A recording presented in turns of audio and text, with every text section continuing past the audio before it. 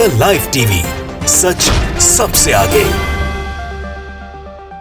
दोस्तों, कर्नाटक चुनाव ने सिर्फ और सिर्फ बीजेपी की सरकार को कर्नाटक से बाहर नहीं किया या कांग्रेस की सरकार को लाने का काम नहीं किया है, बल्कि कर्नाटक चुनाव के परिणामों से बीजेपी में एक उथल पुथल सी होने लगी है। आरएसएस ने बीजेपी को नसीहत दे डाली है। आरएसएस का जो मुखपत्र है उसमें एक एडिटोरियल छपा है जिसको हम हिंदी में संपादकीय कहते हैं। उस संपादकीय ने कई नेताओं की नींद उड़ा कर रख दी होगी बीजेपी में, क्योंकि वो बात ही उसमें ऐसी कुछ लिखी हुई है। बीजेपी के लिए आज सबसे बड़े नेता अगर कोई है तो नरेंद्र मोदी जी हैं, और बीजेपी को लगता है कि मोदी जी के चेहरे पे वो हर चुनाव जीतने के लिए सक्षम है। लेकिन कर्नाटक और उससे पहले हिमाचल और कई चुनावों ने ऐसा साबित किया है कि गोदी मीडिया लाख लीवापोती करे, लेकिन मोदी जी का चेहरा पर्याप्त नहीं है। और अब आरएसएस के जो एडिटोरियल में जो बात लिखी गई है, आरएसएस के मुखपत्र के संपादकीय में, वो भी कुछ इस तरह की है जिससे राजनीतिक हलचल हो गई है। मैं आपको पढ़ के सुनाता हूँ। अमर उजाला ने उसको ब्रेक किया है। सुमित अवस्थी साहब ने ट्वीट भी किया। अमर उजाला ने लिखा है ट्वीट करके, लोकसभा इलेक्शन 2024 कर्नाटक में हार के बाद बीजेपी को संघ की नसीहत। और पोस्टर में लिखा है, संघ की बीजेपी को नसीहत, सिर्फ चेहरे से काम नहीं चलेगा। सुमित अवस्थी ने ट्वीट किया, आरएसएस की बीजेपी को नसीहत, केवल पीएम मोदी के चेहरे पर 2024 की जंग नहीं जीती जा सकती। ऑर्गेनाइजर ने यह संपादकीय क्यों लिखा? आरएसएस के मुखपत्र ऑर्गेनाइजर के संपादक प्रफुल्ल केटकर के इस लेख की टाइमिंग की क्या वजह है, जानिए मेरी राय उन्होंने अमर उजाला के साथ जो साझा की है बातचीत। अब मैं आपको दिखाता हूँ आर्टिकल क्या है जिसने हंगामा खड़ा कर दिया है।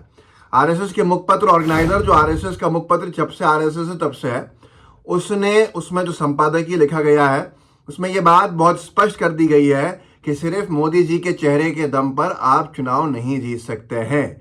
लोगों के अंदर सुगबुगाहट होने लगी है। क्या चेहरा बदलने की कवायद शुरू हो गई है?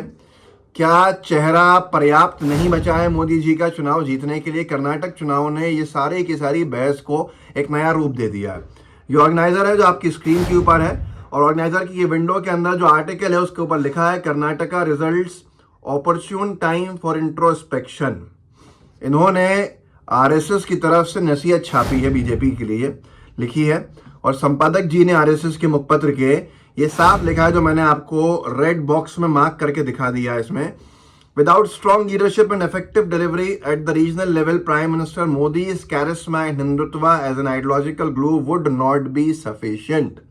जिसका अगर आप कम शब्दों के अंदर अर्थ समझे तो इन्होंने साफ साफ सीधे सीधे पहले ही पैराग्राफ में लिख दिया है ऑर्गेनाइजर में, जो आरएसएस का मुखपत्र है, कि अगर बहुत मजबूत नेतृत्व नहीं होगा, बहुत मजबूत लीडरशिप नहीं होगी, बहुत मजबूत लीडरशिप के बिना आप सिर्फ मोदी के चेहरे पे और हिंदुत्व को विचारधारा की तरह चिपका के लोगों से चुनाव नहीं जीत सकते हैं।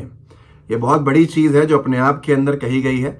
आरएसएस के इस मुखपत्र में आगे संपादकीय में ये भी लिखा गया है कि प्राइम मिनिस्टर को पहली बार इतना खुल के भ्रष्टाचार के आरोपों का सामना करना पड़ा है जो कर्नाटक में हुआ है, और उनको डिफेंड करना पड़ा है उन सारे भ्रष्टाचारों के आरोपों को जो राजनीतिक चुनाव चल रहे थे, जो सत्ता के लिए चुनाव चल रहा था कर्नाटक का। उसमें इस सब के बाद से बहुत सारी चर्चाएं शुरू हो गई हैं। बहुत से लोग सोशल मीडिया पर लिख रहे हैं कि आरएसएस मोदी के चेहरे से संतुष्ट नहीं है। क्या मोदी जी के चेहरे को बदलना चाहती है आरएसएस? ये एक बड़ी बहस हो जाएगी अगर हम इसको छेड़ेंगे, लेकिन मोटा मोटा लब्बो लुआब जो है मैंने आपको दिखा दिया है यहाँ पर। आगे अगर आप जागरण की खबर को पढ़ें तो ये लिखा है, खुद अपनी हार का कारण बनी भाजपा, कई बड़े नेताओं के हस्तक्षेप के कारण एक इकाई होकर चुनाव नहीं लड़ी पार्टी। सबसे बड़े नेता कौन है और वो कई बड़े नेता कौन है, इनको आप अच्छे से जानते हैं। जागरण में ये साफ लिखा है कि खुद अपनी हार का कारण बनी भाजपा, कई बड़े नेताओं के हस्तक्षेप के कारण एक इकाई होकर चुनाव नहीं लड़ी पार्टी। ऐसे ही अगर हम हिंदुस्तान में देखेंगे कि हिंदुस्तान में एक खबर छपी है तेलंगाना को लेके। कर्नाटक के चुनाव के असर जो है वो तेलंगाना तक पहुंचे हैं। आरएसएस ने ऐसे ही अपने मुखपत्र में नहीं छाप दिया है इतना भारी लेख और इतना बड़ा मजबूत लेख, जिससे कि बीजेपी के कई नेताओं के पैरों के नीचे से जमीन सरक सकती है, और सरक भी गई होगी, बहुत स्वाभाविक है। लेकिन तेलंगाना, क्योंकि वहाँ चुनाव होने वाला है, जो हिंदी पट्टी के 3 राज्य चुनाव में जा रहे हैं, उसी के साथ साल के आखिर में 4-5 महीने के बाद तेलंगाना भी चुनाव में जाएगा। तेलंगाना में बीजेपी ने बहुत कोशिश करी है, और तेलंगाना बीजेपी एक दक्षिण भारत का एक दोबारा राज्य पाने की चाहत का एक जरिया बनाना चाहती है बीजेपी तेलंगाना को। और तेलंगाना जहां बीजेपी बहुत ही पुअर कंडीशन में है, बहुत ही बेकार कंडीशन में है, वहां कोशिश कर रही है कि चुनाव कहीं से जीत जाए। ध्रुवीकरण हो रहा है, हिंदू मुस्लिम हो रहा है, लेकिन कर्नाटक चुनाव के परिणामों के बाद वहां पे ये खबर छपी, हिंदुस्तान ने छापी, कर्नाटक की हार से तेलंगाना में बीजेपी दो फाड़, हिंदुत्व के मुद्दे पर असहमत हुए नेता। वहां के एक बड़ा वर्ग है बीजेपी के नेताओं का जो कर्नाटक में हिंदुत्व के मुद्दे को फेल होता हुआ देख के, नफरतबाजी के मुद्दों को फेल होता हुआ देख के नहीं चाहते हैं कि कर्नाटक के जैसे बीजेपी तेलंगाना में ध्रुवीकरण के सहारे चुनाव लड़ने के लिए जाए। तो एक बड़ा विषय खड़ा हो गया है तेलंगाना के अंदर। तेलंगाना में दोबारा प्राइम मिनिस्टर नरेंद्र मोदी जी की साख दाव पर लगा देगी बीजेपी, ये सबको जो मालूम है। शायद इसीलिए संघ को ये आर्टिकल छापना पड़ा है कि बीजेपी क्या कर रही है और उसके नुकसान क्या हो रहा है।